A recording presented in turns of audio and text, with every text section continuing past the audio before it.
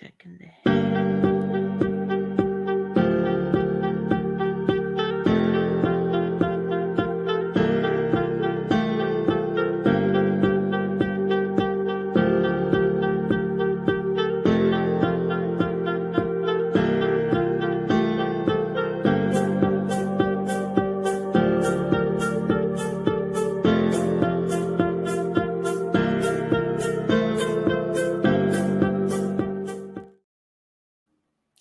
Welcome to another Facebook Live, Meet the Podcasters.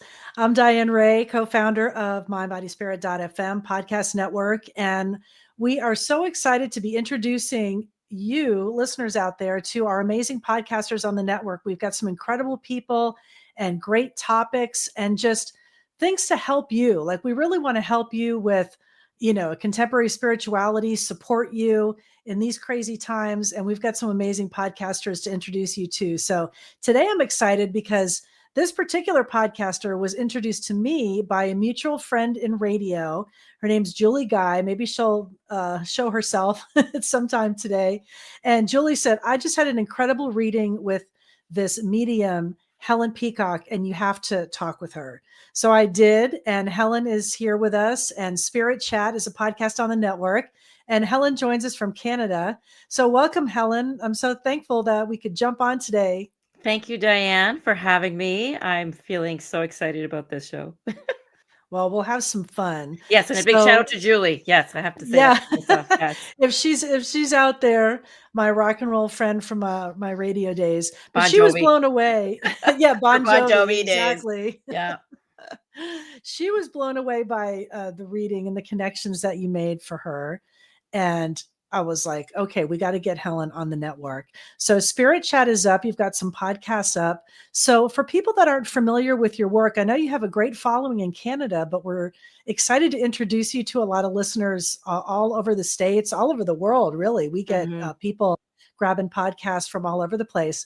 So I understand that your grandmother had psychic abilities and your aunt had psychic abilities. So when did yours kick in? When did you realize that you had mediumship and psychic abilities? Well, I was not your typical medium where you see dead bodies, dead spirits walking around at 5 years of age. More for me was, as a child, was a very strong empath. Like, I could really feel and sense for others. And again, thinking that everyone else felt the same way. I was very creative, very tapped into the metaphysical world. I was always intrigued. You could say that I was one of those where I had a very wild imagination, very, very creative in that sense. But a lot of it kicked in for me when my grandmother passed away. So it's almost like she passed the gift down. And from her being very Catholic, that was very well hidden. And speaking with other psychics back, way back, they had informed me through my grandmother's gifts was more through her dreams. So she received information through her dream state, but she was very much, shall I say, very religious, very, very religious Catholic wise. My great aunt on my mother's side, that's the Irish side of my family. She was known as a very famous tea leaf reader. So there's that. Interesting. Okay. Yeah. So it kind of runs through the family. Were you the girl at the slumber party with the tarot cards? Because there was talk. I remember once there was talk of a Ouija board, but no, nothing like that. My mother is very intuitive as well, but she chose to kind of push that aside. Like, she would always tell me stories where, when her grandmother passed away, like, she would see her grandmother at the end of her bed. Also, when I was younger, one of my first jobs was working with her. I'm not sure if you're familiar with Niagara on the Lake, but it's just on the other side. It's a very touristy area outside Niagara Falls, and they have very old homes and mansions. And so my mother was a supervisor of a cleaning crew, and I took that job on part-time, through the holiday season, summer, winter times. And my mother would actually she would see dead people. She would have conversations with them, right? So very tapped in, but she doesn't choose to use it in any other form as in helping others or anything. It's just more her own. So. And what does she think about you doing this? Oh, she's very excited about it. She's always promoting me all the time. I'll never forget when she first saw me doing it, like live, when I was doing like a live event. She was just like, whoa. And the same thing with my stepmom at the time. Like, I'll never forget. I always wanted to get her appraisal. And she was married to my dad for 40 years. And so when she came to see me do my first like real live event, there's probably maybe about 150 people in the audience. And I'll never forget what she said to me at the end. And all she said was, just, wow, I just wish it didn't have to end. And in that moment, it just took my heart, took my breath away to actually hear those words from her. So, What validation. well, it is because you want to be accepted. Growing up, people just thought I was weird or, just didn't believe in anything. Like I even remember when I was like I think it was like grade 7. And I knew it was within me because we had to do this carnival and each student had to come up with their own event for the school carnival. So there was this girl, I think it's okay to say her name, but even her name, Sandy Sawatsky. And so it was, of course, it was my wild imagination. So I decided, let's be psychics. So we got together this tent and we took some tin foil and created some silver balls and put stars and moons on the ceilings. And then we handed out tickets and then kids would come to the tent and I had my little podium there. And I just tapped in and apparently I knew some stuff about these kids, you know, Wow. but I also knew their siblings. So so I was Very creative. but it worked, and that was, like, in grade 7. So, you know that it's instilled in me right there and then, so, yeah. Well, I know a big part of mediumship is helping people with grief, making these healing connections. And, your podcast is Spirit Chat. So you're making these connections. And what have you learned about the spirit world and interacting with them and the kind of help and healing that can take place when you're making those connections? What's that been like? Well, I think the number one thing I take away from all of this is that the loved ones want to communicate. Like, they do want to have the conversation still continue, and for their loved ones to believe that there is an afterlife. And so when I can bring that validation to those who are grieving, who come to see me, like that just makes my day, but I just say it makes their day, even though they don't have days, but it's like, I like to call it's like a three-way call, and I'm the bridge in that call. And so, when I say that it's important that everybody knows that there is an afterlife and that you can communicate with them as well. Anybody can do what I do. We're all intuitive. It's our birthright. I don't want to use the word psychic. It just has that tone to it that people just go, ooh, it's a woo woo. And it's like, no, we are all gifted and we can all do what I do. It's just a matter of trusting. That's basically what it is trusting what you're receiving and know that they are trying to communicate with you. So. Right. And strengthening it. And there's ways that you can do Oh, that. here's my thing. Have fun with it. Have fun with your loved ones in spirit. That's what they want because when you want to connect with them, you want to make sure that you're in a high frequency, you're in a high vibration. So I always say to my clients, if you want to have that connection, think of the good memories, the good times, what makes you laugh, because again, it raises your frequency and then they're able to lower theirs. And then you're able to have that connection. Right. So people get excited about that. But here's the other thing that I always throw at my clients is that always remember that signs are not signs if you're looking for them. Don't Ah, go that's a good looking. one. You don't go looking because then you're expecting and you'll still doubt it. The signs will come to you when you least expect it. Oh, It's okay. I've here, got to and keep my then eye out. yeah, and then your Be inner aware. knowing, which we all have, your gut feeling will kick in. It's like, oh, I know that was my mom. I have no idea how I know that was her. I just know. I just know that it's her. Right. And then the signs will Mhm. just show up. Again, it's always when you least expect it. Well, I want to recognize some of your friends and fans that have popped in, Heidi and Julia and Cassandra. So I'm glad that they could join us for the chat today and visit with you. So I wanted to ask you, you said that everybody can do this, but obviously everyone's not as gifted as you are and able to really, make solid connections. So, I mean, people that are thinking about maybe consulting a medium, I mean, I know there's some shady people out there that you should try to avoid? I mean, what advice would you give to someone who's thinking about consulting a medium for the first time? Well, it's like really good question. I remember when I used to do like way back in the day when I wanted to get my name out there is I would do like the trade shows, going to all the psychic fairs, all the psychic events.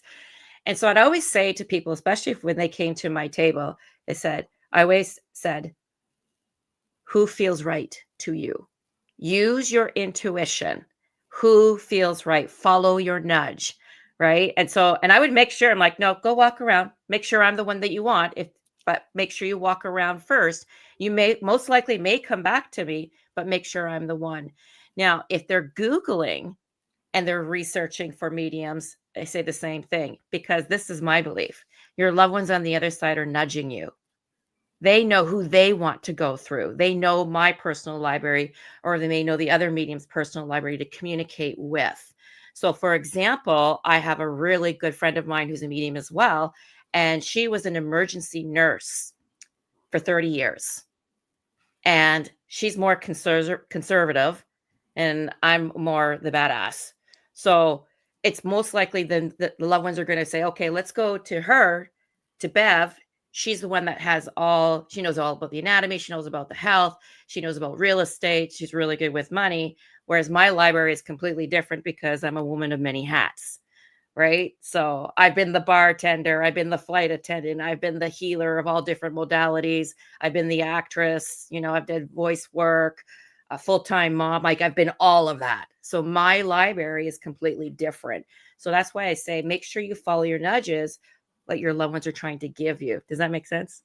Absolutely. No, that's great advice. I don't know if you're aware, there's a spiritualist town, kind of like Lilydale, but it's in Central Florida called Casadega. And I it's, have heard of that. Yeah. have you? Never When been.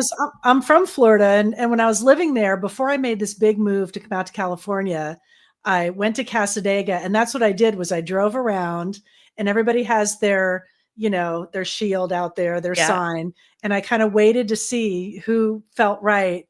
And when I knocked on the door, he was like, where have you been? like, Yeah. like he was waiting for me. It Yeah. was pretty cool. I So did the same. that's great advice. I did the same when I was in Lilydale. All the little cute little cottages. Yeah. It's just trusting your intuition. Where's your energy being pulled to? Right. And trusting that. Lilydale, that's a bucket list. Oh, you've I'd never like to go been? and visit. No, Oh, I've never been you there. have to. You have to. I actually received some training there when I first started out. Um, I just went blank on her name. It'll come when I'm It'll not come to thinking you. about it. Yeah. Well, in your work, you must use, some techniques like meditation, and I know you've shared some meditations on the podcast. How does that work in your personal, your personal life, or when you're getting ready to do a reading? Do you kind of do a meditation before you connect with someone, or Yeah. to open up the door? To me, there's all different types of meditations, Hmm. right? There's the active meditations. There's sitting at my altar at meditation. There's laying with my headphones and listening to binaural beats, which is just gets you into that altered state. For me personally, actually, hold on a second. Hold on a second.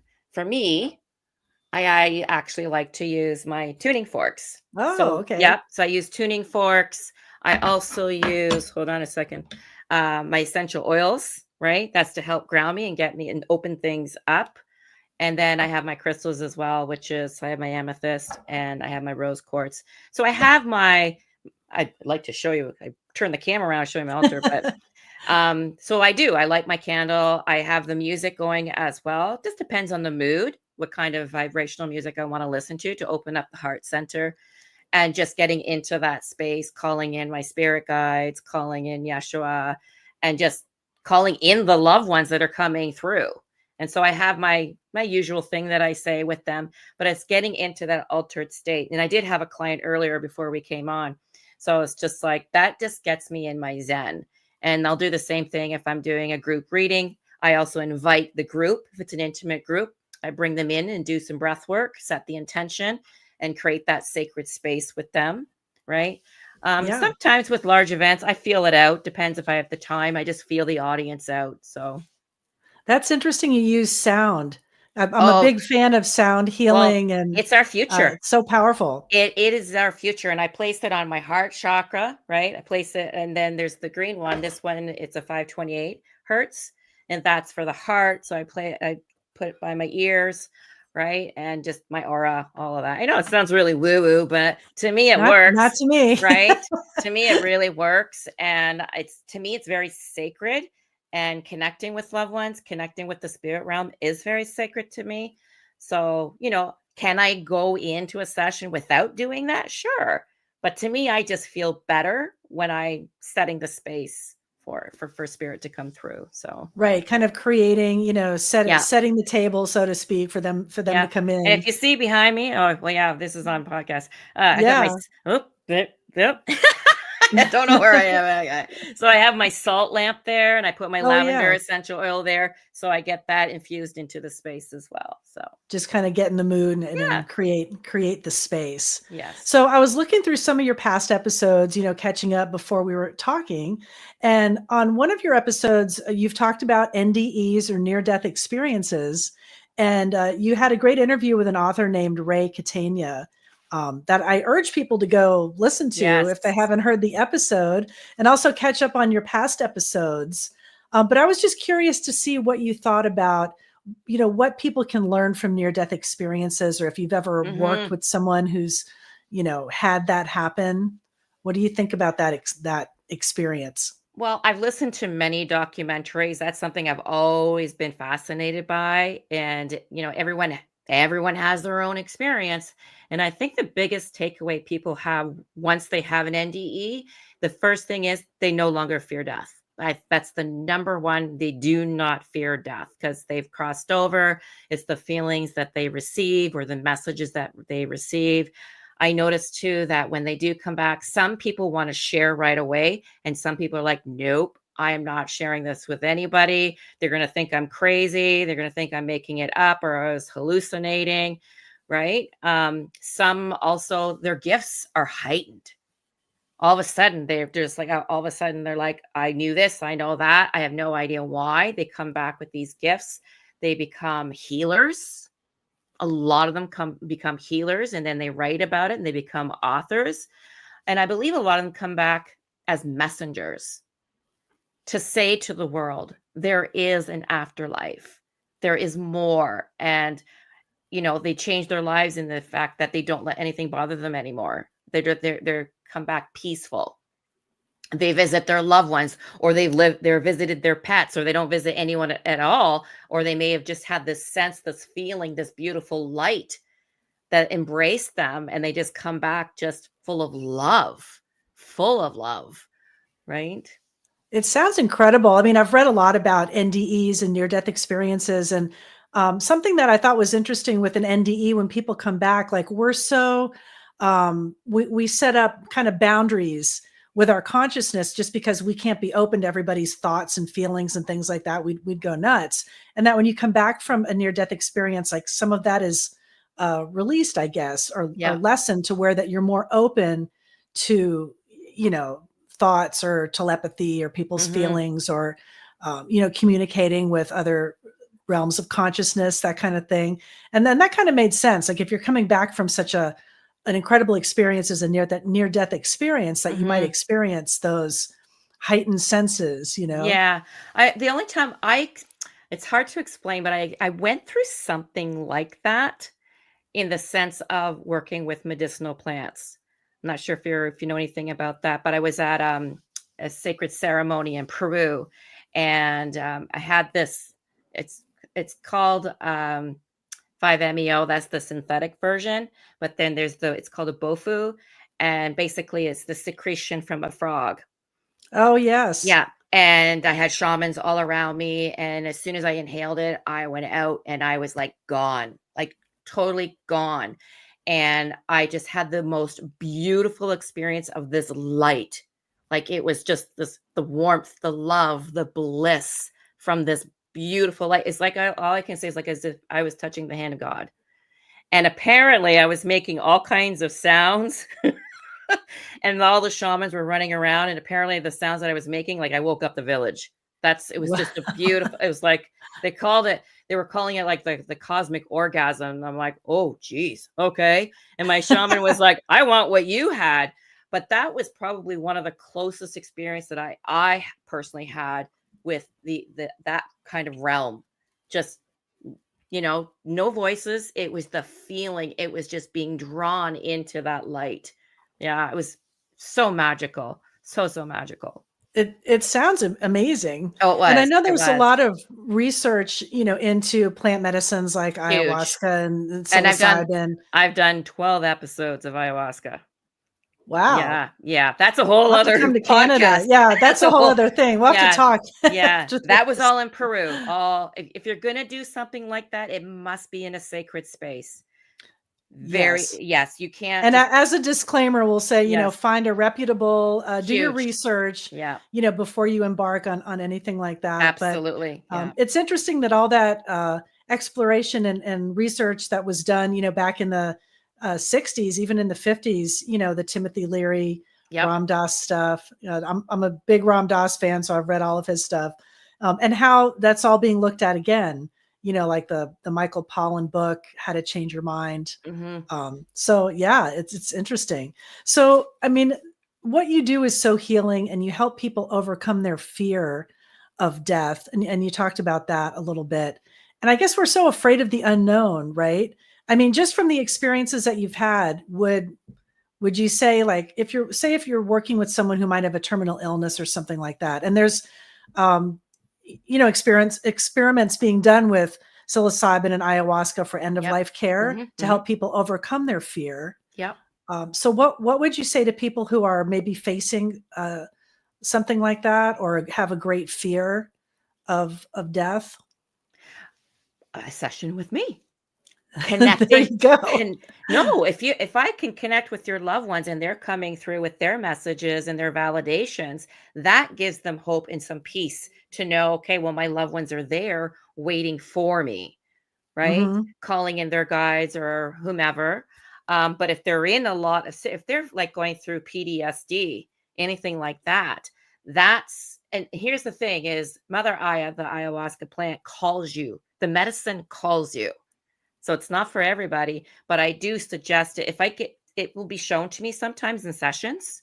And I'll say, I'm just going to plant a seed with you. And then I say for entertainment purposes only, because I'm not a doctor. And I'll say, this is what I'm getting for you. If you feel the calling for it, and it will help release the anxiety, PTSD, helps release fears. Sometimes their loved ones will come through and visit them in a session like that as well. And I've seen some people, how they were when they went in and how they were when they came out, totally different people. The results can be Oh, amazing, I'm absolutely, sure. absolutely. It changed me. It changed me for sure on many different levels. Many different levels. Yeah. There's a great book I read a few years back by David Kessler, who studies, He's on my death shelf. studies. Is it He's Visions, on my Trips, and shelf. Crowded Rooms? Yep. And I was going to ask you about that. Like, in your experience of reading with people, how more than one person has come through? Like, have you experienced that crowded room? Yeah. And we don't control that as a medium. We don't. And I do an intro all the time with especially if they're new. And I'll share with them, like I'll say, I don't control who comes through. I'm just the messenger. You may have just one that will dominate the whole session. You may have a whole family reunion. You may have someone that you completely forgotten about. I've had it where I've had a couple and their ex-lovers, their first loves would come through and there's like, what? Right? So I always say, just be open. You never know who's going to come through in a session. See, I like that message, because I think it's very comforting to know that when you're at that point, there's going to be a crowd. Yeah. Maybe there'll be a So, party welcoming yeah. you or something like that. Hey, That's come why I on, it's say, yeah, it can be okay. a whole family reunion, right? And it depends on the loved one and it depends on what the client needs to hear as well. So sometimes it's not just about who they want to come through, it's who needs to come through. And when they come Right. through, it's messages that they need to hear, not necessarily what they want to hear. So I do give a heads up on that too. And I usually say, leave your expectations at the door, please, and just allow your own session to unfold the way that it should for you. And usually it always works out that way. So, Right. Well, I want to say thanks to everybody in the room here that jumped in on the Facebook Live, Cassandra and Cheryl. And I hope all of you are subscribed and followed to Helen's Spirit Chat podcast. That goes without saying, right? Mm-hmm. So let's get the Yay. listeners over there. And, hopefully you've got some new episodes coming up soon. Is there I anything that you're working do. on that I you could have share? next week. I have Jacob Cooper. I'm excited. He also had Yay! an NDE, so I'm excited to have a chat with him. I already met with him through a meet and greet. What a beautiful soul! So He I'm excited to is. have him. I had a session today that I recorded, and I'm super excited to share her experience. I got her permission, so I'll be sharing hers and a past episode. I'll be airing as well. And I also have a meditation lined up, how to meet your spirit guides. So that will be Yes. that will be an episode coming up as well. Very exciting. Well, I look Yes. forward to this. Yes, And I me look too. forward to hearing the episodes and hearing more from you, Helen. And we're so happy that Spirit Chat is a part of the network. So glad you're talking to Jacob. And I hope our watchers and listeners today will check out your show and all the other amazing podcasters we have on the mindbodyspirit.fm podcast Mm-hmm. network. So thank you, everybody, for Thank you watching. for having me, Goodbye. Diane. Bye-bye.